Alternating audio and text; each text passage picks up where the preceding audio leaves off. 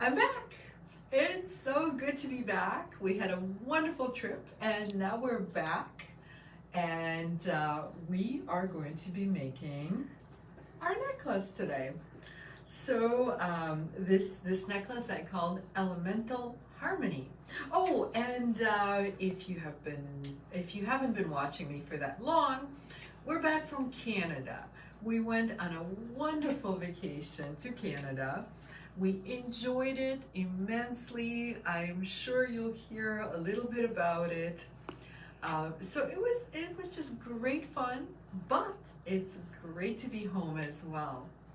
And it's just wonderful to be back in the store, which is almost literally my other home. So I love it. It's so good to be back. So I'm very excited about our Elemental Harmony necklace. I have two different versions of it. It's um, it's an asymmetrical one, something that I haven't done in quite a while. So I do love asymmetry, I have to tell you. And so I hope you guys enjoy it also. And I can't wait to say hi to everyone. How have you guys been? Tell me about what you have been up to in the last couple of weeks. Because, it's not just about the project, it's about the wonderful community that we have built. Julie says hello, welcome back. Hi, Julie. Thank you so much. Fonda says good evening, everyone. Happy Thursday. Welcome back. We missed you guys. Oh, hi, Fonda. And I missed all of you as well. Allie says hi, welcome back. Hi, Ellie. Thank you so much, my friend. Trudy says hello, welcome back. I just got back too. Hi, Trudy. Welcome back. Where did you get back from? Okay, ladies. So in the meantime, this is a necklace that combines a little bit of stringing, a little bit of wire work, really just wrapped loops, a little bit of opening and closing jump rings. So it's just all of those very basic techniques. However, I always think that it's really the good basics that allow us to make beautiful, sophisticated jewelry. And when you go to the store, I don't want to use examples of stores, but we have all been there. You go to a store where they have fun jewelry, and then you look a little closer, you look at the loops, or you look at the crimping, and it's not quite perfect. And it's okay. It's okay when it's not perfect, but sometimes it's really far from being good loops or good crimps. And especially with crimping, we really want to be on the same page as far as what a crimp should be or should look like once you have crimped it. And especially, we want to be on the same page as far as our technique because we want our crimp to hold very firmly, because otherwise, of course, we're going to lose our necklace. So today we are going to explore all those really wonderful basics that allow us to design just about anything. Pammy J says good evening, Irene and Tony. Hope you had a wonderful vacay. Hi, Pammy J. Yes, we did indeed. We did so much hiking and we swam in mountain waterfalls and we walked a 600-foot suspended bridge. And oh my goodness, we did so much. And you know what?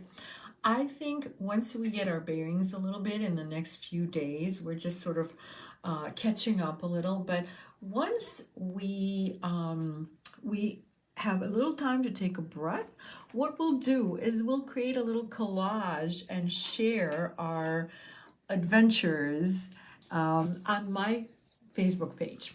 So sometime in the next week, look for that collage and I'll share all of that. So yeah, we did just have so much fun.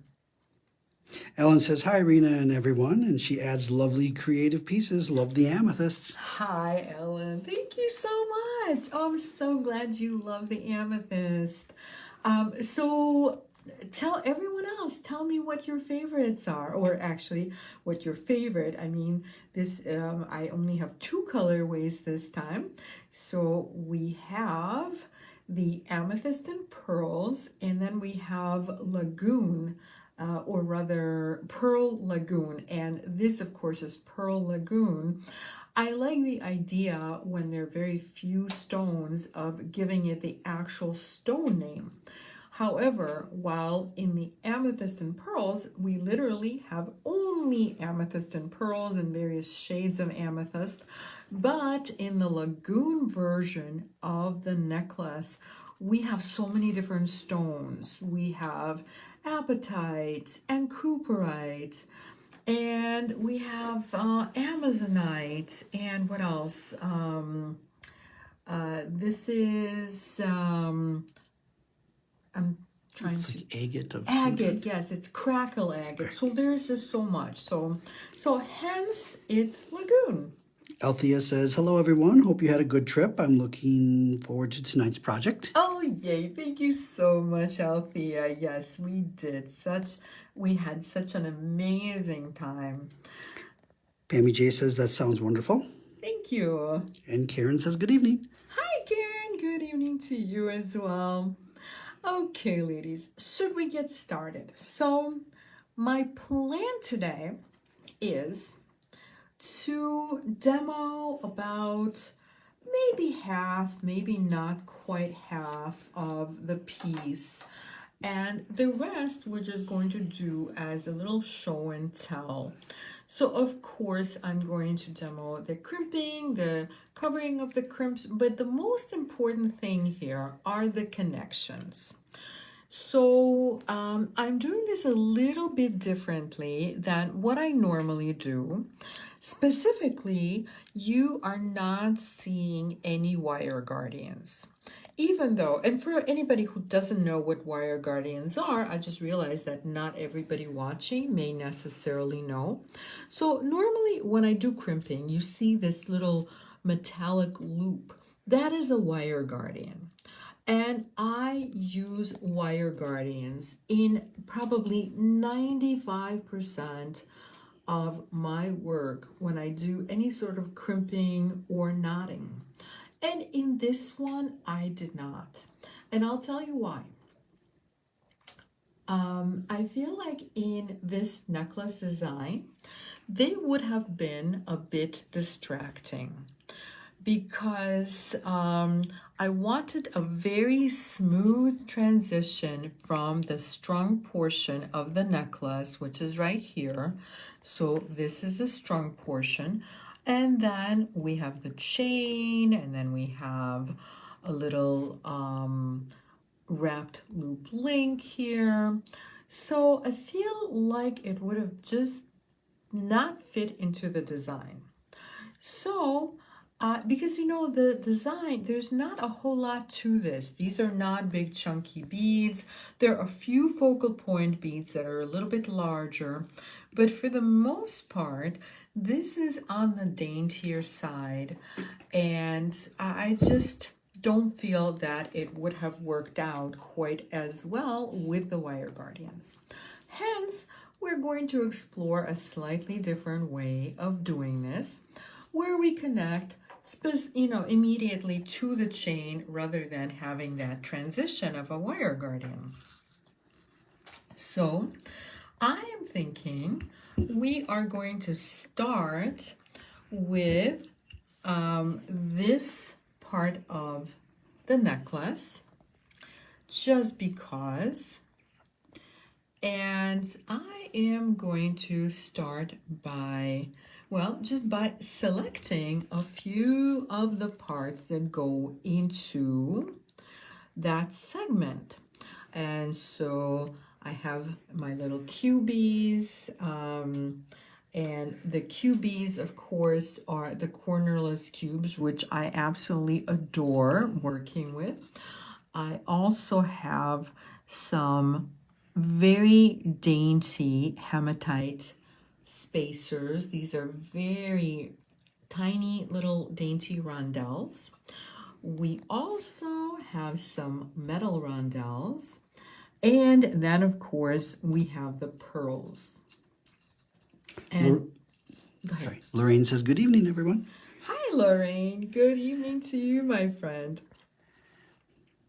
Okay, ladies. So speaking of the pearls, one thing I wanted to let you know is, actually, you know what? I am going to move one of these like I usually do, just so that we have a little bit more room on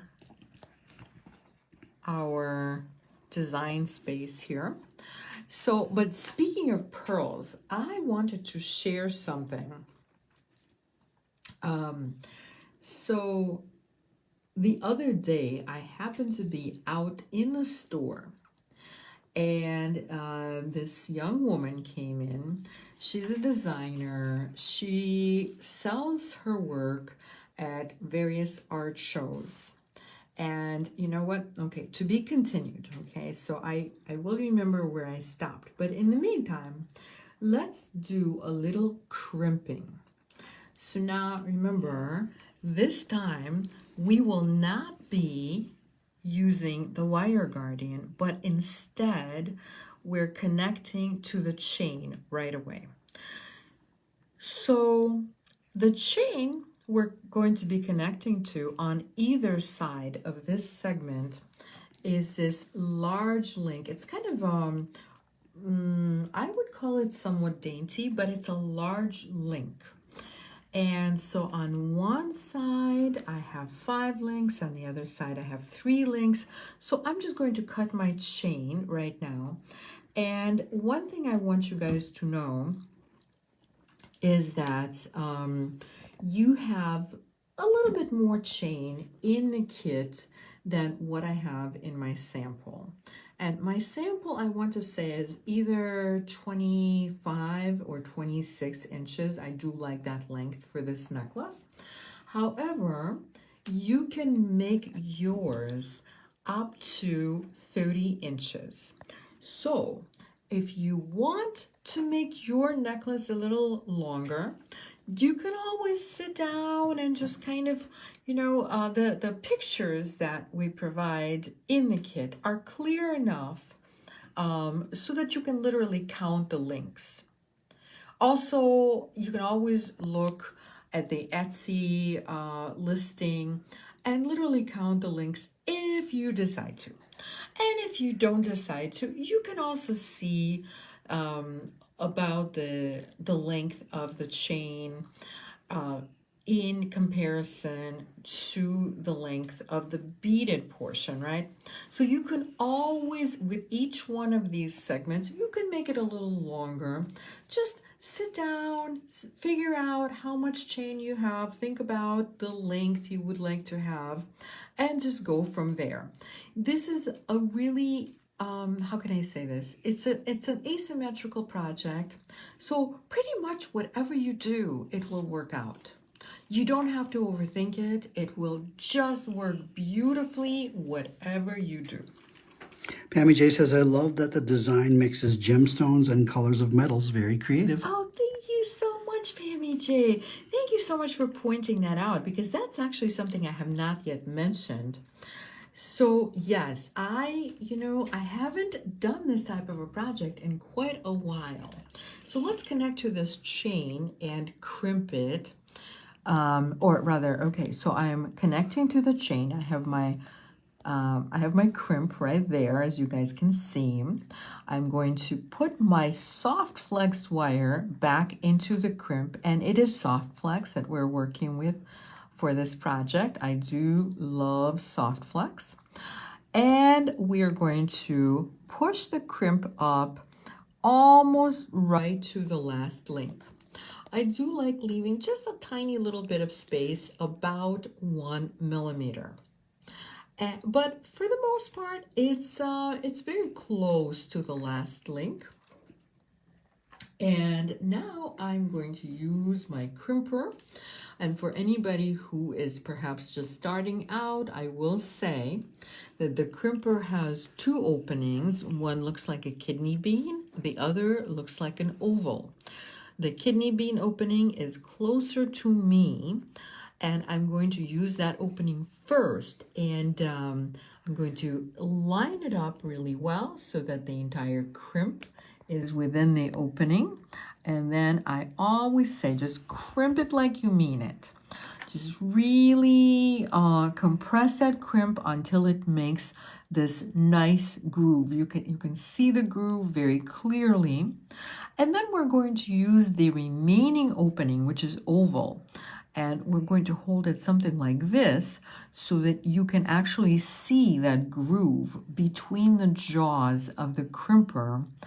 And again, we're going to fold it over. And again, we're going to crimp it like we mean it, meaning just don't forget to squeeze it, or don't be afraid, rather, to squeeze it hard. And that's it. So, I think sometimes people overthink the crimping process. So look at this. I'm just showing you how very, very strong this connection is. This is what it looks like. It looks like a little book. That little fold, you can very clearly see the fold. It looks like a little book. And we're just going to cut off the excess wire. So just cut it off as close as you possibly can. And then we are going to want to cover the crimp. Not that it's super unsightly or anything, but it's nice to cover it because the crimp cover looks like this. And once we close the crimp cover over the crimp, it will just look like a little round bead. These are 3mm crimp covers. We're going to put it right over the crimp. And okay, I can't put it right over the crimp because I need to open it a little bit more. Sometimes they're open enough where you can put it right over the crimp, and sometimes we put our chain nose inside and we open the nose, kind of forcing the crimp cover open. And I'm sorry, I have my thumb right over the crimp cover, but you can see what I'm doing. I'm putting it in, and I'm literally just opening the nose, and that makes the opening in the crimp cover ever so slightly larger. So now we should be able to put the crimp inside the crimp cover, and then use the same chain nose pliers to gently close it. Althea says, love the mixed metals too. Oh, thank you so much, Althea. Kim K says, hi everyone. I hope Tony and Irina had a wonderful vacation. Oh, Kim, thank you so much. Yes, I talked a little bit in the beginning about our vacation. We had so many wonderful adventures. It was just such a good trip. How beautiful, that part of Canada. Not that I've seen many parts of Canada, but it's just, it's not very touristy. It's Thunder Bay that we went to. And so in the meantime, so here, let me just show you my little crimp cover. It looks just like a little round bead. I guess maybe I can just maybe tweak this side a little tiny bit. It was sticking up a bit. And now it's just a little round bead, just like any other round bead. And so now we're going to start stringing. Kathy H says, hello everyone. Hi, Kathy, and thanks for joining us. So to keep things simple, I am going to literally just duplicate the pattern or the non-pattern that I have. But as you can see, it's very organic. It's very asymmetrical. We will talk about balance, though, in a few minutes. I would love to talk a little bit about balance. But in the meantime, just to keep things very simple for me, I will duplicate the same pattern.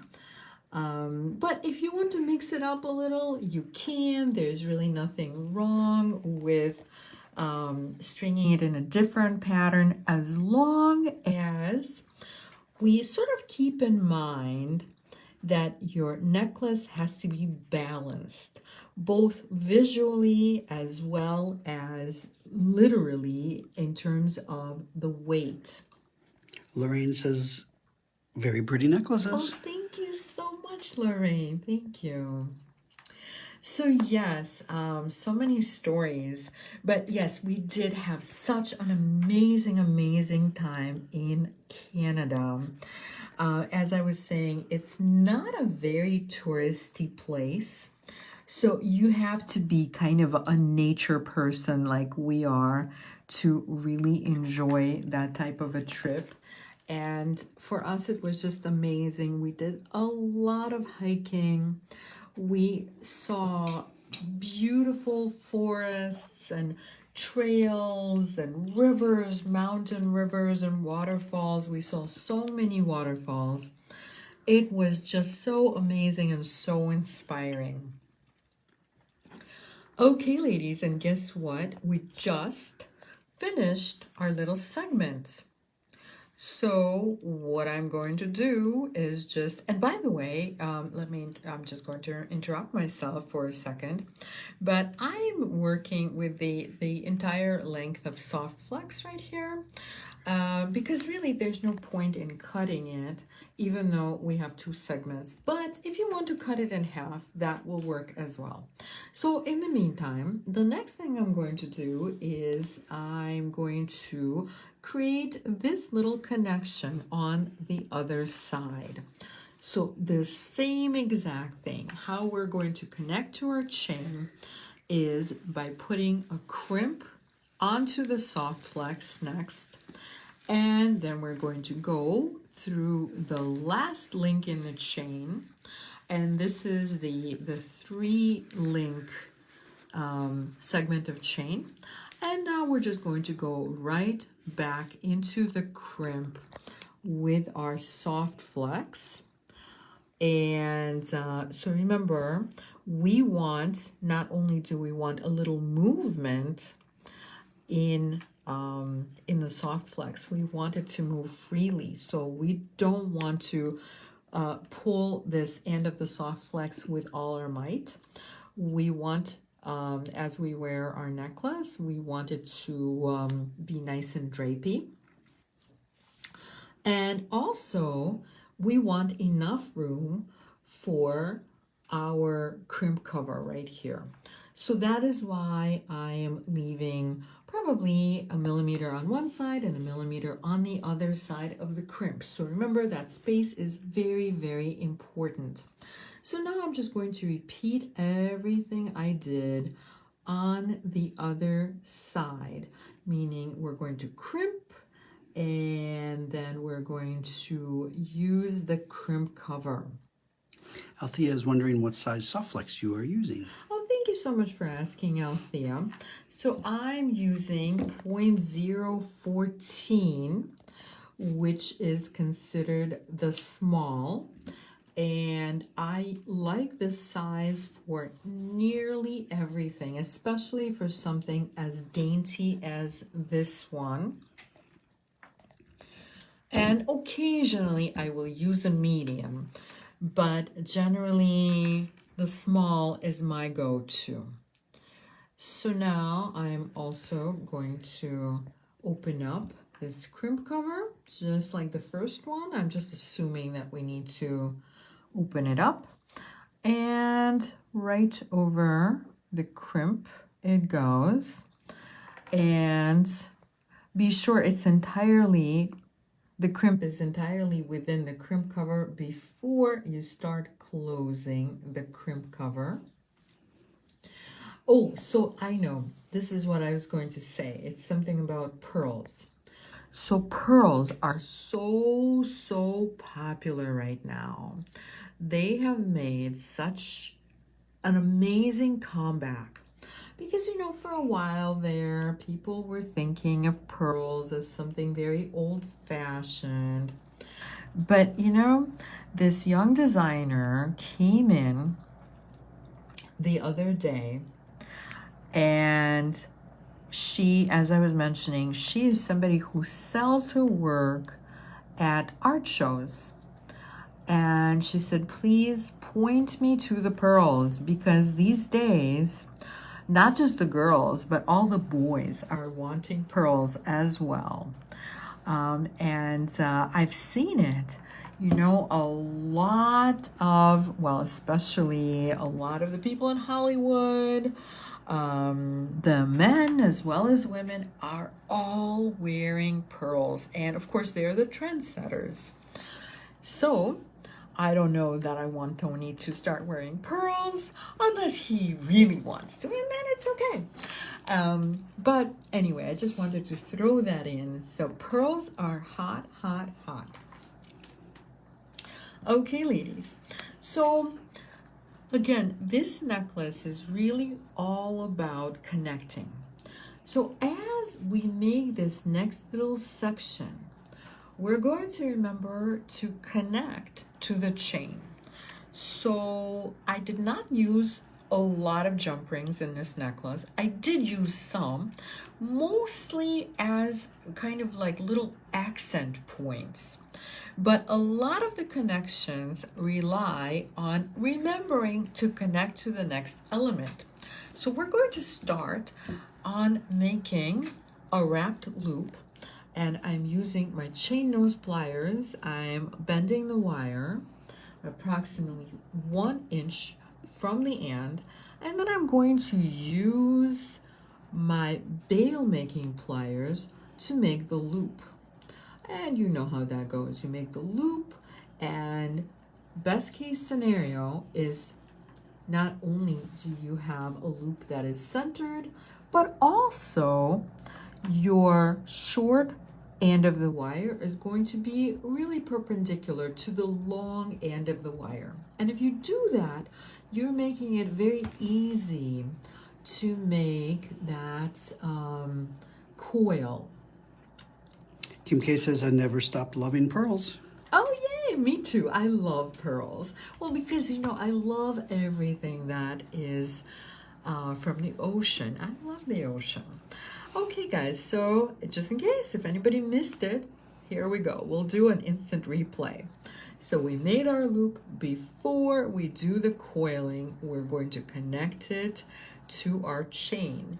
And we are working with 22 gauge wire, which is my go-to generally for making wrapped loops. There are always exceptions, but I do love 22 gauge wire for making loops. So while I'm holding to the loop with my chain nose pliers, I am making those 2 coils with my fingers.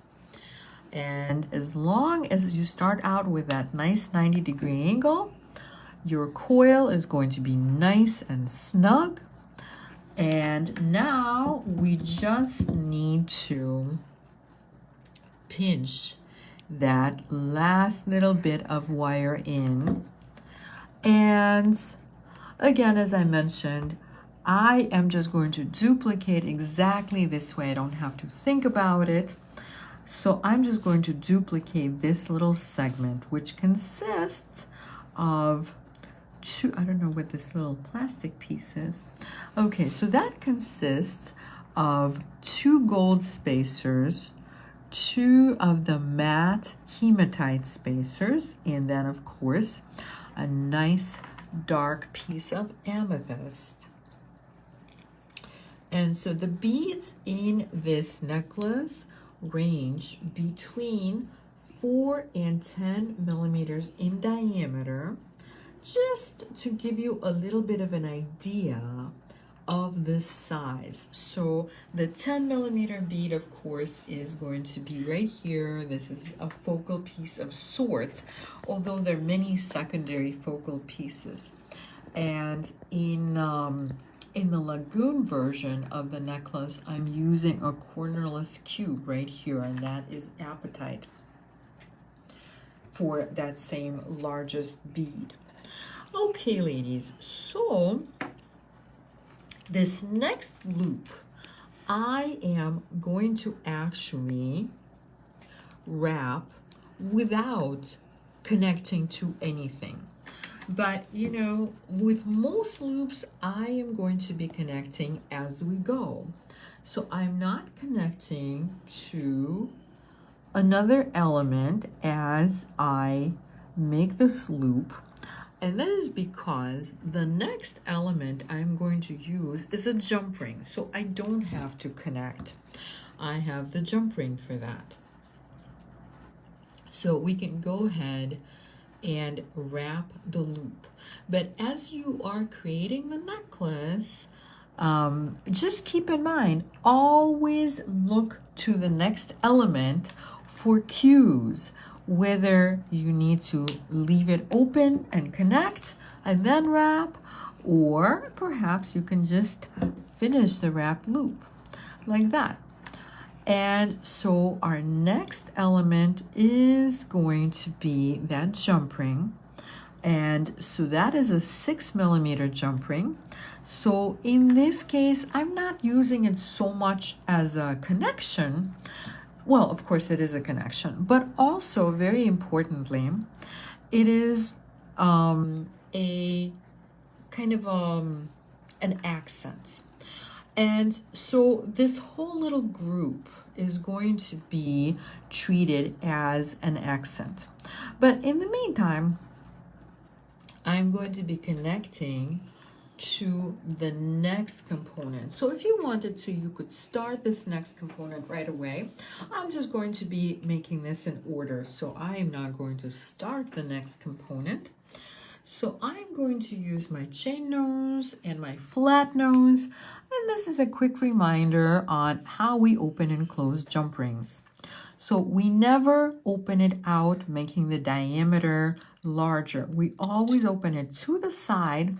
And in fact, as I open it to the side, I push the two sides together ever so slightly closer, making the diameter of the ring just a little closer. So there is a very little overlap. So our 6mm jump rings clearly are open jump rings. That's why I'm able to open it. However, our 8mm jump ring, which you will only find one of, I believe, in this necklace. I made it a whole 2 weeks ago, so I don't remember, but I think it's just one. Yes, just one. So this one does not open. So that means we have to connect to it with the 6mm jump ring. And so there's our connection. And we're going to, again, use our chain nose pliers and our flat nose pliers. And I always hold them at a 90-degree angle because that is how it works best. And so now I am just going to give it a good squeeze, and we hear that nice click. And that click lets us know that we closed it well. And it's not going to open, and we're not going to lose our necklace. So next, I'm going to connect the remaining 6mm jump ring, and maybe I overlapped it a little too much, and there we go. So now we have the 3 jump ring accents. And we are going to start on the next component. So clearly, there is quite a bit of repetition in this necklace. And so, again, I'm not planning to make every loop and every connection, but I will make enough where it just makes sense, and the rest will do as a little bit of a show and tell. So we're going to start on the next loop again. And once we know that it is centered, so normally as I make these loops, the tool is facing towards me. But so that you can see, I'm facing it towards the camera. That's why sometimes I have to check it. But the best way to hold your tool is so that it's literally pointing towards your nose. Then you can really see what's happening. Okay, ladies, so now I'm holding on to the loop again with my chain nose pliers, making that double coil. And we always pinch the little wire tail in so that it is not a weapon.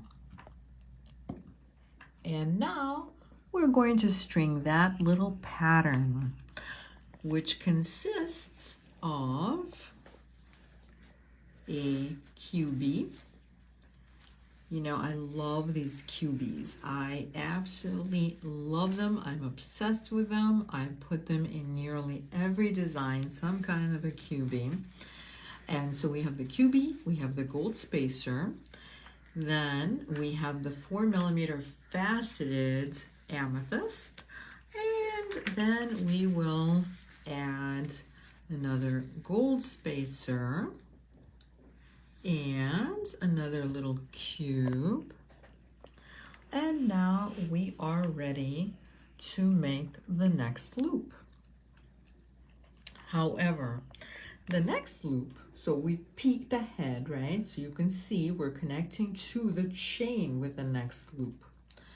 And so that means I'm going to start the loop, but I'm not going to do the coiling just yet. So I'm going to leave a little room for my 2 coils. And remember, we don't need a whole lot.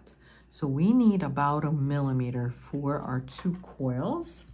And I'm using the bail making pliers, the smallest side of the small bail making pliers.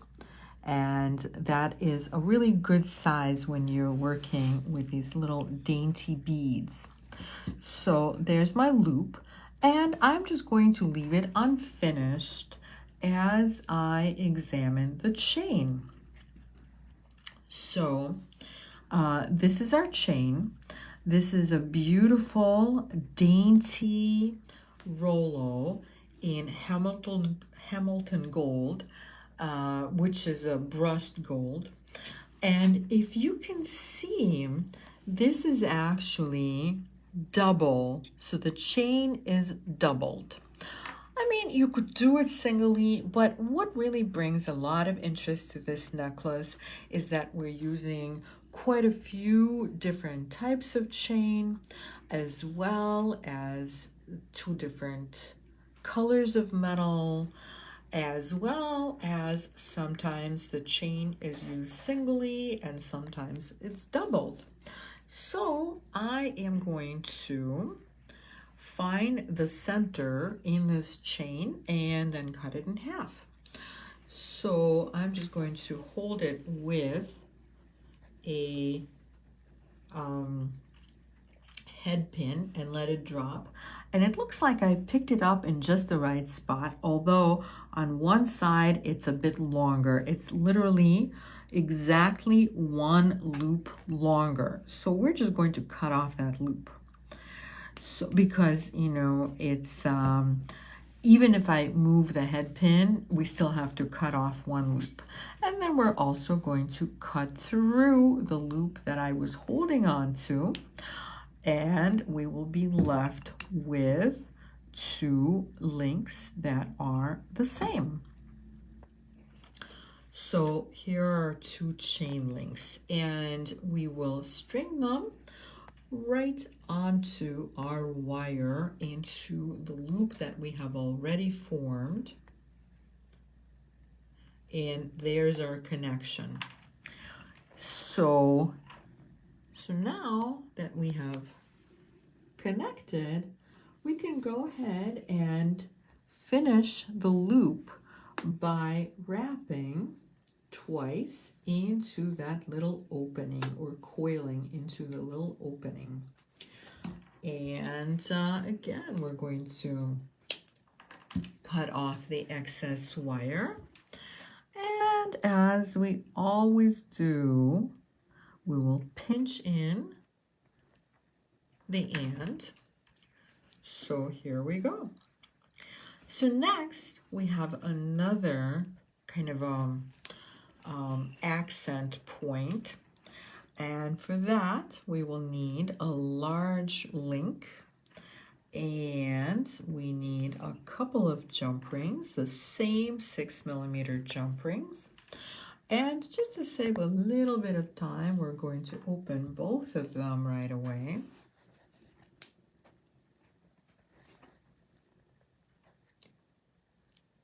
And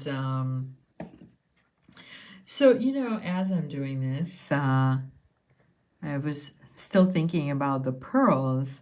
So have you guys been seeing a lot of pearls in jewelry, especially for men? I'm just wondering, has it trickled down to your area? Are men actually wearing pearls in your area, or is this mostly the runway and the Hollywood events? Okay, yeah, tell me in the comments, please. So next, we have another jump ring, and we're going to look ahead to what is going on. What are we attaching with this jump ring? And that is going to be the lovely oval Rolo. And we are going to use our already open jump ring and connect to that large link and connect to our chain. So remember, you can always make it a little shorter, a little longer. Some of the chain is very close to what I'm using in the necklace, and some chain you have quite a bit more of. So you can always customize it for yourself and just make it the size you want. Kim K says, I see women wearing pearls, but not men yet. Good to know. Thank you, Kim. Allie says, lots of pearls and bows for men on the runway. Absolutely. Isn't that crazy? Lorraine says, I've seen men wearing beautiful pearl necklaces on the runway only. Yes, I've seen that. I see that in pictures. I see that in magazines. But it's not something that I'm seeing here in the Midwest. And by the way, now I'm using another jump ring to attach the lobster clasp. Julie says, pearls are big here in Arizona, both men and women, pro athletes for sure. Yes, I'm seeing that as well. Thank you so much for sharing that, Julie. Yes, I definitely am seeing that. But interesting. So obviously it's trickling down to Arizona a little faster than to the more conservative Midwest. Okay, ladies, so as you can see, I have attached the lobster clasp. So this is essentially half of our necklace. And I'm going to do a little show and tell, and then we'll just talk about finishing. But, you know, I feel that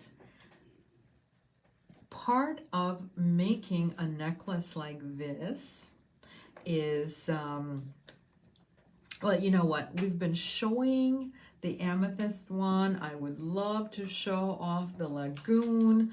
So let's just switch to the lagoon for now. Karen says, I've seen baseball players wearing a pearl necklace. Yeah, I'm seeing athletes wearing pearl necklaces as well as entertainers. I mean, that's very interesting because I feel like that's the very first time in I don't know, possibly in history, or perhaps if we go way back to the time when men wore elaborate wigs and put makeup, used makeup maybe at that time, but I'm actually not recalling. I'm trying to think of like paintings from that era, and I'm actually not even recalling men's jewelry from that era that included pearls. But if you know otherwise, please let me know.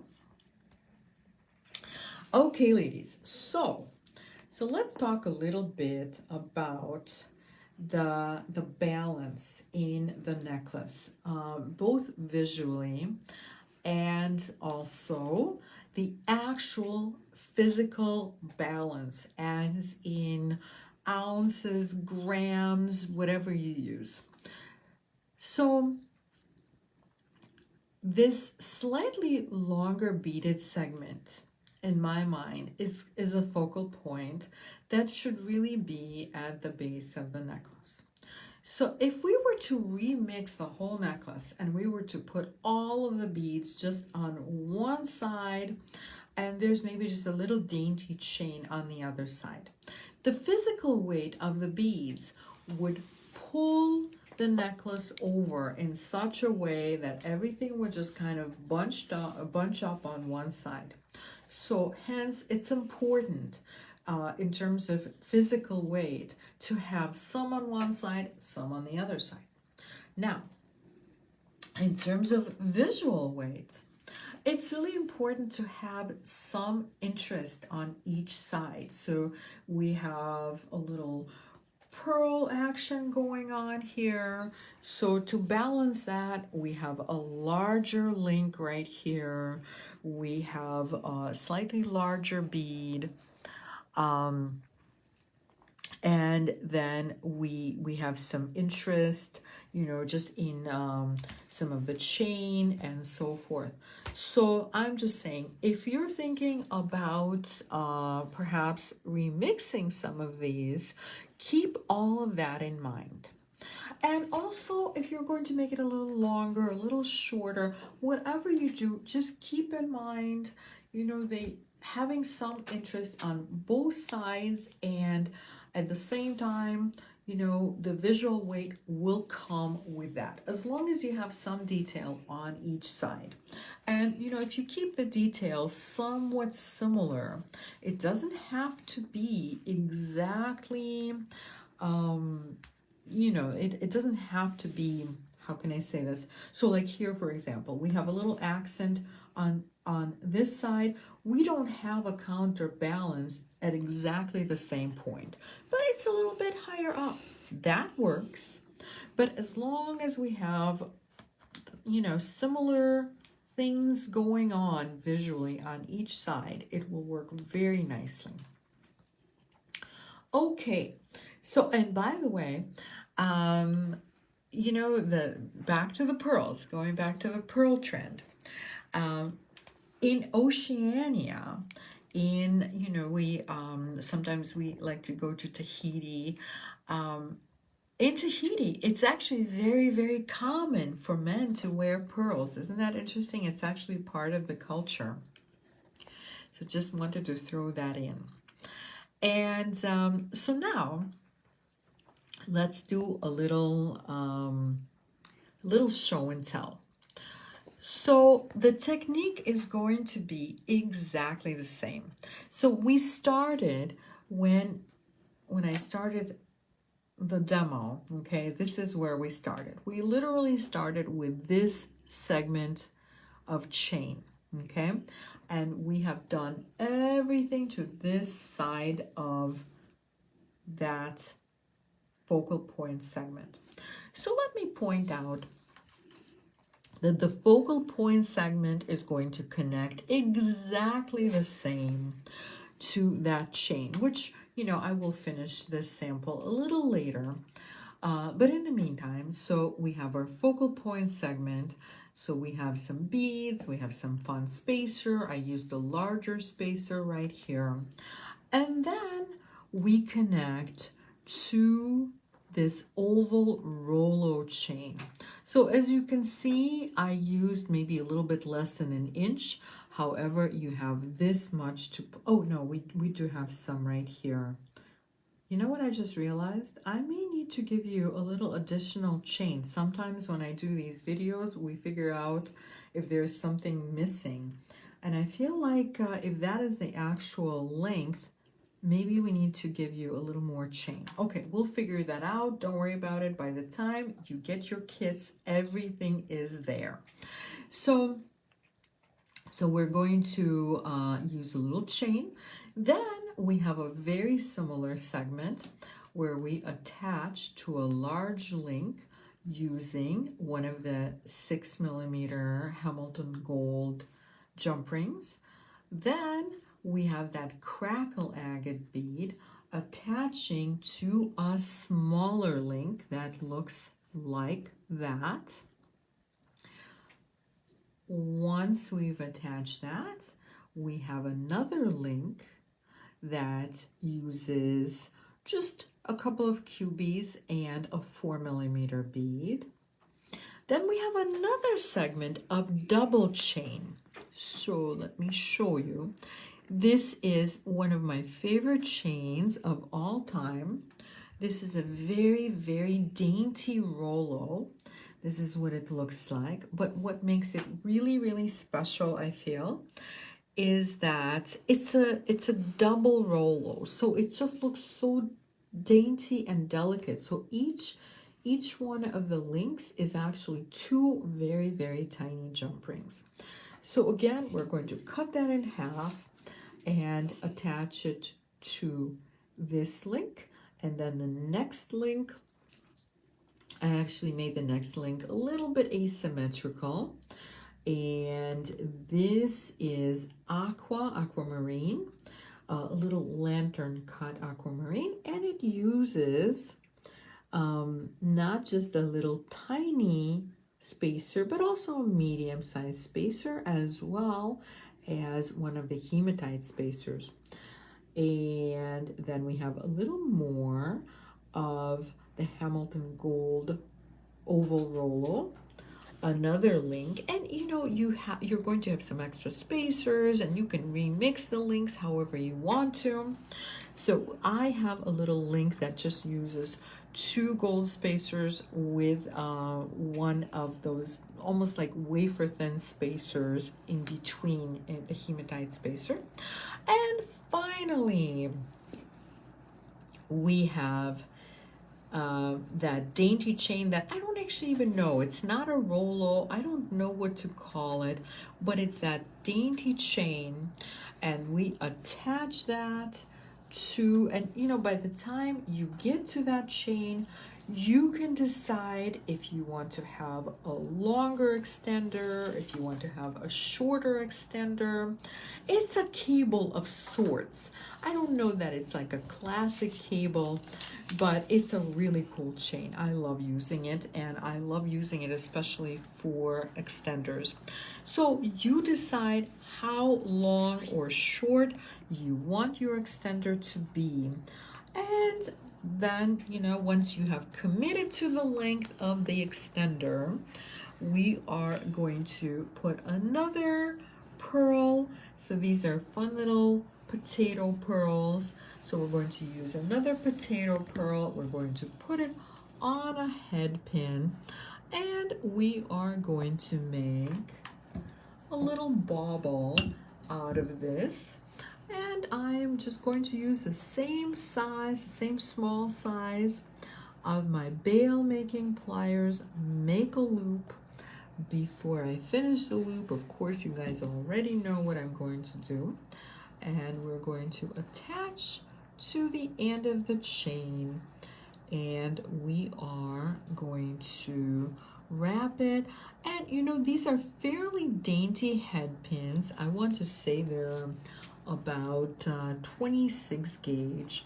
So if you want, you can just leave it as is, or if you want, you can make it into an organically wrapped loop by going right back from the bead to the loop. So this way it's double wrapped. It's wrapped one way, and then you wrap right over your previous coils. And so now we have an organic wrap, and that's it. that's the end. So we have just made a necklace. Well, we've cheated just a little because there was the show and tell part, but overall, I believe now you know exactly how to make the entire thing, right? You let me know. Do you know how to finish the necklace? Do you know where to find the necklace? Well, I tell you what, if you know how to finish the necklace, just give me the thumbs up. You know, I always forget to ask for the thumbs up. So just give me the thumbs up if you know how to finish. And to find the necklace, of course, it's in the Etsy shop. It's in the as featured on Facebook section of the Eclectica Etsy shop. And you will find a link in the description of the video. Kim K says that's a beautiful necklace. I love all the different textures and mixed metals. Thanks so much for sharing. Thank you so much, Kim. That was a lovely description. Thank you. I appreciate it. Alita says thumbs up, and Althea says I love this piece. Thumbs up. Yay! Thank you so much, ladies. Thank you. I appreciate it. Okay. So we've made the necklace. I believe everybody knows how to create it. So now you just need to pick your favorite. And this is the portion of our evening where we do the preview, right? So let me tell you what is going on in the next couple of weeks. So tomorrow I have an amazingly exciting shopping event. I am so happy that our trunk show came. It was a bit of a touch and go for a while there. But tomorrow at 9 a.m. Central Standard Time, we will be doing our standing shopping event. And this is going to be the trunk show by the amazing and talented artist Diane Hawkey. And she is just a wonderful ceramic artist. Her pieces are gorgeous, they're quirky, they are detailed, they are so imaginative. She is a wonderful creative artist, and I love her little houses. I adore these little houses. Each one is totally unique. I also love the moons. I mean, I really am just a big fan of her work. So please join me for that. We will also have some gemstones, some beautiful gemstone assortments. Also, as per your requests, you guys wanted to see Larimar and Pre-Night. We will have Larimar and Pre-Night. Of course, we will have so much more. And then this is a preview, and you know, I may actually have a little bit more to add to this by the time next Thursday comes, but I didn't have a whole lot of time to work on the earrings. But you know, I am excited. You know, right now I'm just really excited about the leaves starting to change, and about all the berries that we have benefited from this summer. I mean, I certainly have picked so many berries this summer. I am a little bit obsessed with all my berries. So these are my berry earrings. You might remember these ceramic beads. I did show them in one of the shopping events. And so these are autumn berries, I'm calling them. And we're going to be making them on Thursday, September 12th at 7 p.m. Central Standard Time on my jewelry design page, which is where you're right now. But I'm just going to intrigue you a little bit, hopefully. I'm also doing something a little bit similar that I'm calling Pumpkin Patch. So what do you think? Are you intrigued by Pumpkin Patch? I haven't finished it yet, but all will be revealed next week. And lastly, oh, I guess